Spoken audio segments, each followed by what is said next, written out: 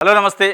ఈరోజు తెలంగాణ వార్తాపత్రికలో వచ్చిన వార్తలు, ఆ వార్తల వెనుకున్న వాస్తవాలను విశ్లేషించే ప్రయత్నం చేద్దాం. ముందుగా ఆంధ్రప్రభ పేపర్‌లో నిరుద్యోగులకు గుడ్ న్యూస్ అట. ఇక ఖాళీల భర్తీ అట. వరుస నోటిఫికేషన్లకు టీజీపీఎస్సీ సమాయత్తం. వయోపరిమితి పెంపు. నిరుద్యోగులకు గుడ్ న్యూస్ ఏందంటే దీంట్లో గుడ్ న్యూస్ వయోపరిమితి పెంపు. 44 సంవత్సరాలు ఉంది ఇప్పుడు ఓపెన్ కేటగిరీకి. నిరుద్యోగులు ఏదన్నా ప్రభుత్వ ఉద్యోగానికి దరఖాస్తు సమర్పించాలని 44 సంవత్సరాల వరకే చేసుకోవచ్చు. 44 ఇయర్స్ క్రాస్ అయితే ఇక ఎలిజిబిలిటీ లేదు. దాన్ని ఇప్పుడు 49 చేశారు open category. 49 plus SC, ST, బీసీకి ఇంకొక 5 సంవత్సరాలు ఉంటాయి. 54 ఇయర్స్ వరకు ఉద్యోగానికి దరఖాస్తు చేసుకోవచ్చు. మరి 54 ఇయర్స్‌కి ఉద్యోగానికి దరఖాస్తు చేసి ఉద్యోగం సంపాదిస్తే ఆయన ఎన్ని సంవత్సరాలు ఉద్యోగం చేయాలి? అంటే ఇప్పుడు 62 సంవత్సరాలు రిటైర్మెంట్ ఉంది. అంటే 54లో ఒక 8 సంవత్సరాలు చేస్తాడు. 8 సంవత్సరాల ఉద్యోగం కోసం ఇదంతా తతంగం. ఇక దీన్ని గుడ్ న్యూస్ అనాల. ఉద్యోగాల వయసు పెంపు కాదు, భర్తీ ఎప్పుడు అంటున్నారు. నిరుద్యోగులు ఏమంటున్నారంటే ఈ వయసు పెంపుతోని అయ్యేది లేదు, పోయేది లేదు. భర్తీ ఎప్పుడు చేస్తారు? ఇప్పుడు కంచం పెద్దది వేసినానికి కంచంలో అన్నం పెట్టకుండా ఉంటే పెద్దదైతే ఏంది, చిన్నదైతే ఏంది కంచం? అసలు అన్నం లేదు కదా! అన్నం పెడితే కదా ఆకలి తీరేది. ఇప్పుడు అన్నం పెట్టని ఆకేసి పెద్ద ఆకేసి నేను చాలా పెద్దది వెడల్పున్న ఆకేసిన ఇక తినంటే ఏం తినాలా? ఇక అట్లా అయింది పరిస్థితి. నిరుద్యోగుల పరిస్థితి. నువ్వు వయసు పెంపు బాగానే ఉంది. నిరుద్యోగుల భర్తీ ఎప్పుడు? మీరు ఇచ్చిన 6 గ్యారెంటీలు ఏమి ఇచ్చారు నిరుద్యోగులకు హామీ? కాంగ్రెస్ పార్టీ అధికారంలోకి వస్తే మొదటి సంవత్సరంలోనే 2 లక్షల ఉద్యోగాలు భర్తీ చేస్తామన్నారు. మీరు కేవలం వయో పరిమితి పెంచడానికే 2.5 సంవత్సరాలు పట్టింది. వయో పరిమితి జీవో రావడానికి 2.5 సంవత్సరాలు పడితే అసలు మీరు భర్తీ ఎప్పుడు చేస్తారని వాళ్ళు అడుగుతున్నారు. సమాధానం లేదు. Group 4, group 3, group 2, group 1, police, DSC, ఇంకా వేరే డిపార్ట్మెంట్లలో గెజిటెడ్, నాన్ గెజిటెడ్ పోస్టులు చాలా ఉన్నాయి. భర్తీ ఇది చాలా ఉన్నాయని మనం చెప్పట్లే. కాంగ్రెస్ పార్టీయే ప్రతిపక్షంలో ఉన్నప్పుడు మొత్తం చిట్టా తెచ్చింది. ఇగో ఈ డిపార్ట్మెంట్ ఇన్ని ఉన్నాయి, దీంట్లో ఇన్ని ఉన్నాయి, దీంట్లో ఉన్నాయి. కాబట్టి ఇవన్నీ 2 లక్షల పైచిలికే ఉన్నాయి కాబట్టి మినిమం 2 లక్షల ఉద్యోగాలని మొదటి సంవత్సరంలోనే భర్తీ చేస్తాం. ఖాళీలు రెడీగా ఉన్నాయి, భర్తీ చేయడానికి మేము రెడీగా ఉన్నాం అన్నారు. మరి ఏమైంది ఆ ఖాళీలు? భర్తీ అయినాయా? ఎవరు చేశారు భర్తీ అంటే చెప్పరు. సంవత్సరంలో 1.5 సంవత్సరంలో 60,000 ఉద్యోగాలు ఇచ్చిన చాలా గొప్పగా అని చెప్తున్నారు కాంగ్రెస్ పార్టీ నాయకులు, ప్రభుత్వం. మీరు అది కాదు కదా చెప్పింది, ఆ గొప్ప చెప్పలేదు కదా. 2 లక్షల ఉద్యోగాలు 1 ఇయర్‌లోపు నింపుతా అన్నారు, రెడీగా ఉన్నాయి అన్నారు, జాబ్ క్యాలెండర్ అన్నారు, అన్నీ ఏ డిపార్ట్మెంట్లో ఎన్ని ఉన్నాయో కూడా చెప్పారు మీరు. డిఎస్సి ఉద్యోగాలు 25,000 నుంచి 30,000 వరకు ఖాళీలు ఉన్నాయన్నారు. ఎటు పోయినాయి మరి అని ఈరోజు నిరుద్యోగులు అడుగుతున్నారు. తీపి కబురు గుడ్ న్యూస్ అది కాదు, మాకు భర్తీ చేస్తే గుడ్ న్యూస్ తప్ప ఇది కాదు అని చెప్పి నిరుద్యోగులు మాట్లాడుతున్న పరిస్థితి. ఇది ఒక వార్త అయితే, ఇంకొకటి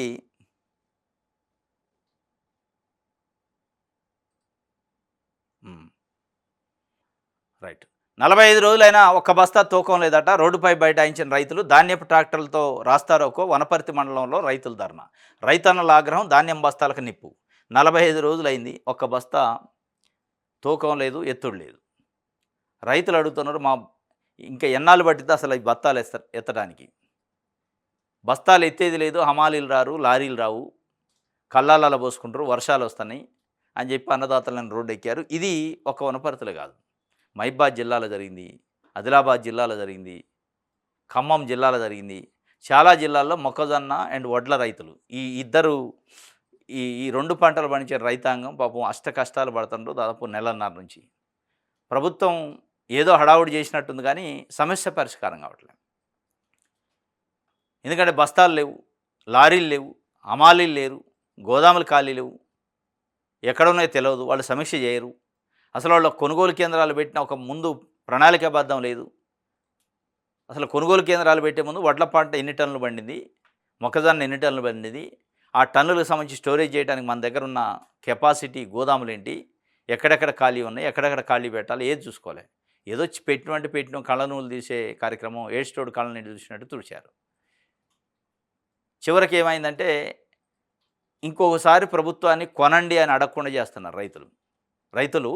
ఇంకోసారి కొనుగోలు చేయండి, మా పంటలను కొనుగోలు కేంద్రాలు పెట్టి కొనండి అని వాళ్ళంతటా వాళ్ళు అడగకుండా చేసేదానికి ప్రభుత్వం ఒక పన్నాగం అన్నట్టు అనిపిస్తుంది.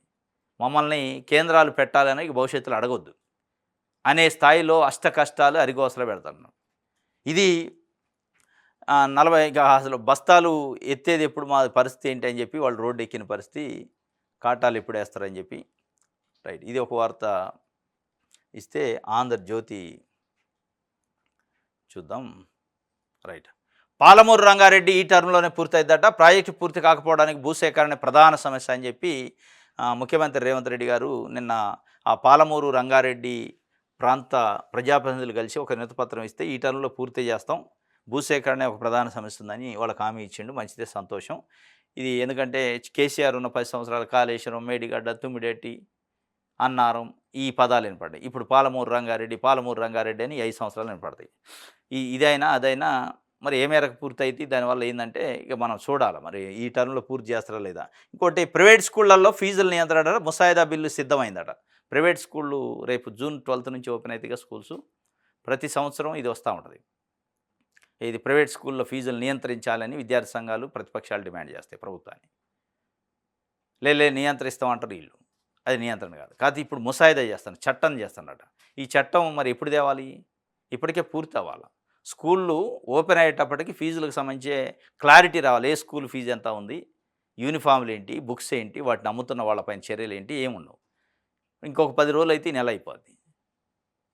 అవతల ఇంకో 10 రోజులు అయితే స్కూళ్ళు ఓపెన్ అవుతాయి. ఇప్పటికే ప్రైవేట్ స్కూళ్ళు చాలా, కార్పొరేట్ స్కూళ్ళు, కాన్సెప్ట్ స్కూళ్ళు, ప్రైవేట్ స్కూళ్ళు ఇప్పుడు రాబోయే సంవత్సరానికి సంబంధించిన అడ్మిషన్లు కూడా పూర్తి చేశారు. అడ్మిషన్ ఫీజు తీసుకున్నారు, అంత ఫీజులు వసూలు చేయడం అయిపోయినా అంత క్లోజ్, వాళ్ళు రెడీగా ఉన్నారు, డబ్బులన్నీ వసూలు చేసుకుని దగ్గర పెట్టుకోండి. ఇప్పుడు మీరు చేసే ఫీజు నియంత్రణ ఎప్పటి నుంచి అమలు అయింది?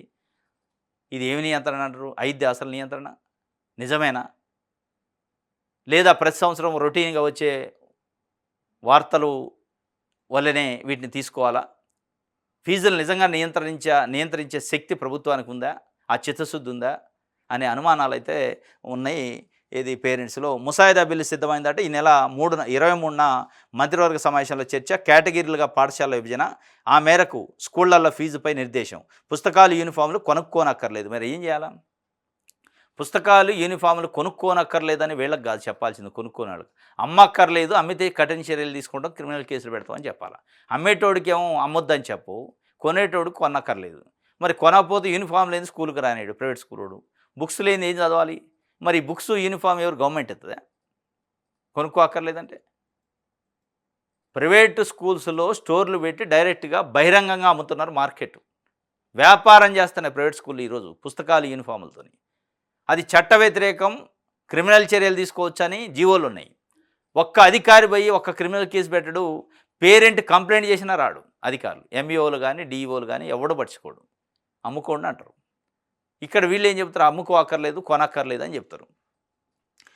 ఇంకోటి, పుస్తకాలు, యూనిఫామ్లు కొనక్కర్లేదట. ఫీజుల నియంత్రణ కోసం ప్రైవేట్ స్కూళ్ళల్లో అది తెస్తారట ముసాయిదా. ఈ ముసాయిదా తెచ్చి బిల్ అయ్యి, చట్టం అయ్యి అమల్లోకి వచ్చేటప్పటికి మరి ఎన్ని నెలలు పట్టిద్ది? ఈ అన్ని నెలల లోపు వరకు ప్రైవేట్ స్కూల్ వాళ్ళు ఫీజులు వసూలు చేయకుండా ఉంటారా? దానికి ఏమైనా నిర్దిష్టమైన ప్రణాళిక ఉందంటే ఇది అసలు నమ్మాలా, నమ్మొద్దా, నిజమా అనే ఒక చర్చ అయితే జరుగుతుంది. ఇది ఒక వార్త. రైట్,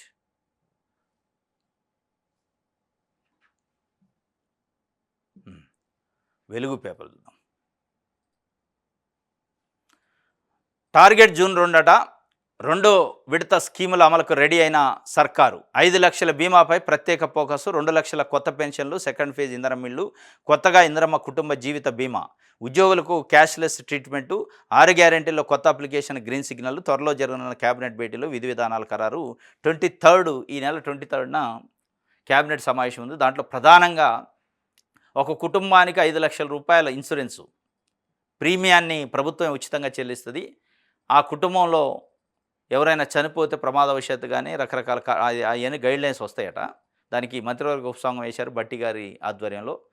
వాళ్ళు స్టడీ చేసి ఆ కుటుంబంలో ఎవరైనా చనిపోతే 5 లక్షల రూపాయలు ఇన్సూరెన్సు ఆ కుటుంబానికి చెందే విధంగా ఒక కొత్త స్కీమ్ని తీసుకొస్తున్నారు.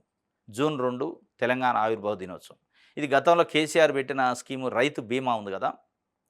ఆ రైతు బీమా ఏంటంటే కేవలం రైతులకు వస్తుంది, మిగతా భూమి లేని ప్రజలకు లేదు. ఇప్పుడు భూమి ఉన్న వాళ్ళకి, లేని వాళ్ళకి అందరికి కలిపి ఈ రాష్ట్రంలో ప్రతి పౌరుడికి ఈ 5 లక్షల బీమా జూన్ 2 నుంచి అమలు చేయాలని ఒక అనౌన్స్ చేయాలి. జూన్ 2 నాడు ప్రతి కుటుంబానికి 5 లక్షలు అని చెప్పి ఒక టార్గెట్ పెట్టుకుని, దాంతోపాటు రెండో విడత ఇందిరమ్మ ఇళ్ళు, దాంతోపాటు 2 లక్షల కొత్త పెన్షన్లు. ఎందుకంటే కాంగ్రెస్ పార్టీ ప్రభుత్వం వచ్చిన తర్వాత పెన్షన్లు పెంచుతారనుకుని ఆశపడ్డరు. ఉన్న పెన్షన్లోళ్ళు పెంచలేదు. పెంచకపోక కొత్త పెన్షన్లు ఇస్తారని ఆశపడ్డరు. అది రాలేదు. కాబట్టి ఇప్పుడు కొత్త పెన్షన్లు 2,00,000, మళ్ళీ రెండో దఫా ఇంధనం బిల్లు, దాంతోపాటు అతి కీలకమైన 5,00,000 బీమా ఒక కుటుంబానికి గవర్నమెంటే పే చేసి చెందే ఇచ్చే విధంగా ఈ టార్గెట్ జూన్ 2 పెట్టుకుందట ప్రభుత్వం. ఇది ఒక వార్త. ప్రభుత్వ ఉద్యోగాలకు మరో 10 ఏళ్లు సడలింపట. 34 ఏళ్ల నుంచి 44 ఏళ్లకు పెంచుతూ రాష్ట్ర సర్కార్ ఉత్తర్వులు. వచ్చే ఏడాది వరకు అన్ని నోటిఫికేషన్లకు వర్తింపు. ఇప్పుడు 34 ఉంది. ఓపెన్‌కి 34 ఉంటే దాన్ని 44 సంవత్సరాలు చేశారు. 44 ఓపెన్‌కి ఉంటే దాని నుంచి మళ్ళీ ఒక 5 సంవత్సరాలు అంటే 49 ఇయర్స్. 49 ఇయర్స్ వరకు ఎస్సీ, ఎస్టీ, బీసీలు ఉంటే ఉద్యోగానికి దరఖాస్తు చేసుకోవచ్చు. అక్కడ నుంచి ఒక 13 సంవత్సరాలు ఉద్యోగం చేస్తారు. కానీ ఇక్కడ సడలింపు, వయో పరిమితిలో సడలింపు లేదా వయసు పెంచడం కంటే ఉద్యోగాల భర్తీ పెంచండి, ఉద్యోగాల సంఖ్య పెంచండి, భర్తీ చేసే ఉద్యోగాల సంఖ్య అనేది నిరుద్యోగులు కోరుకుంటుంది. రైట్, ఇది వెలుగుకు సంబంధించి.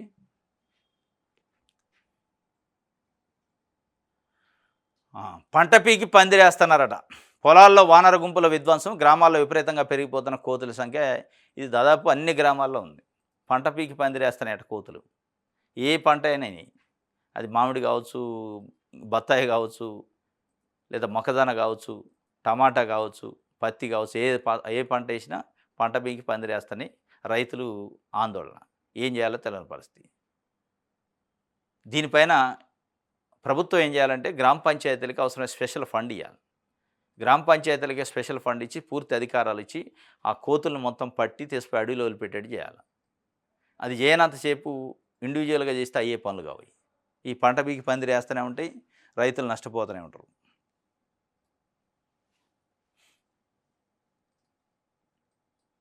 రైట్, పెట్రోల్ డీజిల్ ధర 90 పైసల పెంపు. వారం వ్యవధిలో ఇది రెండోసారి. ప్రధాన నగరాల్లో లీటర్ ధర పైన 90 పైసలు పెంచారంటే రెండోసారి, వారంలో రెండోసారి కాదు. మొత్తం మీద పెట్రోలు, డీజిల్, చమురు సంస్థలు ఉన్నాయి కదా, ఒక లీటర్కి డీజిల్, పెట్రోల్ పైన 25 రూపాయలు పెంచాలని డిమాండ్ పెట్టారట కేంద్ర ప్రభుత్వం ముందు.